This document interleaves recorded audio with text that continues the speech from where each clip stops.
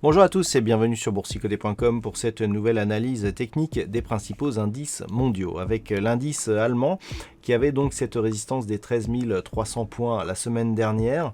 Alors on s'est encore battu avec cette résistance en début de semaine, avec notamment des tests ici sur les 2 premiers jours, et puis il semblerait que sur la suite de la semaine, eh bien, on soit en train de valider une rupture de cette zone de résistance, puisqu'elle agit désormais un peu plus comme une zone de support. Alors ce n'est pas très net ici sur cette vue, mais d'un point de vue chartiste, eh bien, on est en train de provoquer ici une cassure de cette zone. Toutefois, ce que l'on peut dire, c'est qu'en regardant les indicateurs techniques, on n'est pas sur une dynamique relativement folle, on n'a pas de surachat, on est plutôt sur une baisse des histogrammes du MACD. Mais lorsque l'on élargit un petit peu le graphe, on peut se rendre compte que cette zone avait déjà été difficile à franchir, notamment ici durant le mois de septembre. On voit ici que l'on avait du mal à valider une rupture de celle-ci. Eh bien, on a eu du mal à valider, encore une fois, une rupture de cette zone de résistance. Donc clairement, on se place ici dans un signal plutôt de poursuite du mouvement haussier. On est quasiment sur les plus hauts que l'on a eu ici depuis la crise de la Covid-19. Et on est dans le range qu'occupait le DAX donc avant justement cette crise. Donc clairement, on reste dans une dynamique haussière. Si la semaine prochaine, eh bien, la rupture haussière des 13 300 points était validée, on pourrait gentiment poursuivre ici ce mouvement haussier en direction du prochain objectif qui se situe à 13 590 points. Sur l'Eurostoxx 50, nous avons une configuration là aussi assez similaire avec donc un indice européen qui valide donc sa reprise de mouvement haussier. Alors la semaine dernière, je vous indiquais que la rupture ici des 3387 points eh bien, pouvait valider un objectif à 3540. Alors ces 3540 n'ont pas été atteints, mais vraiment de très peu, ça devrait être fait rapidement. Donc on est toujours ici dans ce signal de poursuite du mouvement, là aussi avec des indicateurs qui sont plutôt baissiers, on n'a pas trop de divergence sur le RSI et des mouvements qui permettent ici un retour sur des niveaux très proches des niveaux d'évolution de cet indice européen avant la crise là aussi de la Covid. Donc ce qu'il va falloir surveiller la semaine prochaine, eh bien, c'est un éventuel franchissement ici de cette zone des 3540 points, ce qui nous donnerait un signal de poursuite de la dynamique haussière impulsée ici par ce mouvement. Sur les indices américains, nous avons eu quelques bonnes nouvelles du côté des vaccins, nous avons eu une légère détente, quoique c'est un petit peu souffler le chaud et le froid au niveau de la passation de pouvoir de Donald Trump.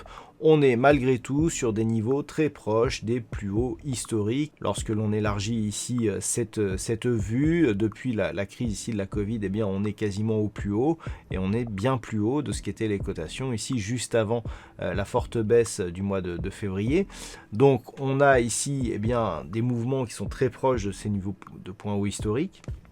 On avait un plus haut le 9 septembre qui était à 3646 points. Actuellement, ce plus haut se situe à 3644,3. Donc on est à moins de 2 points du plus haut historique. Donc autant considérer que nous sommes sur une poursuite de dynamique haussière. Nous avons eu ici un contact avec la bande de Bollinger supérieure. La zone ici des 3550 points semble agir désormais comme niveau de support. Et on est quasiment ici au plus haut du range horizontal. Donc clairement, on reste dans une dynamique haussière avec une possible poursuite ici vers des zones proches des 3750 points sur le S&P 500. Sur le Nasdaq, nous sommes là aussi dans une dynamique haussière, même si elle est moins flagrante que ce que l'on a sur le S&P 500, puisque lorsque l'on s'écarte un petit peu, on se rend compte qu'on n'est pas sur des niveaux de plus haut historiques. Ces niveaux de plus haut, ils sont ici, au niveau du mois de septembre, mais on en est loin sur le Nasdaq, alors qu'on en est très proche sur le S&P 500. Malgré tout, d'un point de vue court terme, depuis que nous avons eu ici ce gap haussier qui a permis à l'indice des technos américaines de revenir dans la partie supérieure d'un range entre 10 945 et 12 440 points. On évolue bien ici au-dessus de la moyenne mobile 20 exponentielle et d'une manière assez graduelle. On a ici un nouveau petit point haut significatif par rapport à celui-ci et on se rapproche ici de la zone des 12 440 points. Donc une tendance qui est un peu plus faible que sur le S&P 500 mais qui reste haussière et qui pourrait s'accélérer ici en cas de rupture avec cette zone des 12 440 points.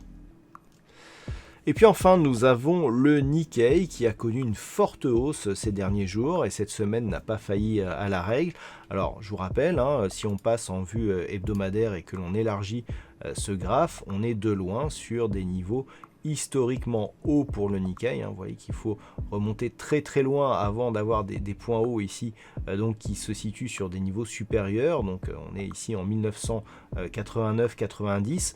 Donc autant dire que ces niveaux de points hauts ici sont historiques. On est sur une poursuite du mouvement, une accélération ici sur des précédents points hauts significatifs, avec une configuration. Donc si on repasse, alors vous voyez qu'en hebdomadaire, on est sur un surachat donc du RSI. On n'est pas encore dans une zone de surchauffe du côté du MACD. Par contre, ici en daily, on a des signaux qui commencent à nous donner des possibilités de retournement sur cet indice japonais. Donc on a ici des cours qui ont bien attaqué ici la bande de Bollinger supérieure. Vous voyez qu'on a 4 bougies d'affilée ici qui sont totalement hors de la bande de Bollinger, donc très forte pression, très peu de consolidation. Donc ça, c'est un signal qui nous montre que la dynamique, elle est encore relativement forte, puisque une phase ici d'excès suivi de si peu de consolidation et d'une reprise avec un gap haussier nous indique que la dynamique est forte. D'ailleurs, le gap à peine comblé ici, il est regapé. On a quasiment une configuration ici en 3 soldats, sauf qu'ils sont 4, c'est-à-dire on a une dynamique, les soldats et la reprise. Donc c'est une configuration avec donc un gap d'entrée, un gap de sortie, qui nous indique que la tendance est toujours en cours et relativement forte. Donc on a ici de nouveaux plus hauts historiques cette semaine, donc puisque pas vu depuis les années 1990 sur l'indice japonais, avec donc des perspectives de poursuite, donc qui pourraient nous ramener sur un niveau horizontal proche des 27 000 points sur le Nikkei. Voilà donc ce que l'on peut dire sur l'analyse technique de ces principaux indices mondiaux. Passez un bon week-end, on se retrouve dès la semaine prochaine pour d'autres analyses techniques, toujours sur le site boursicoté.com.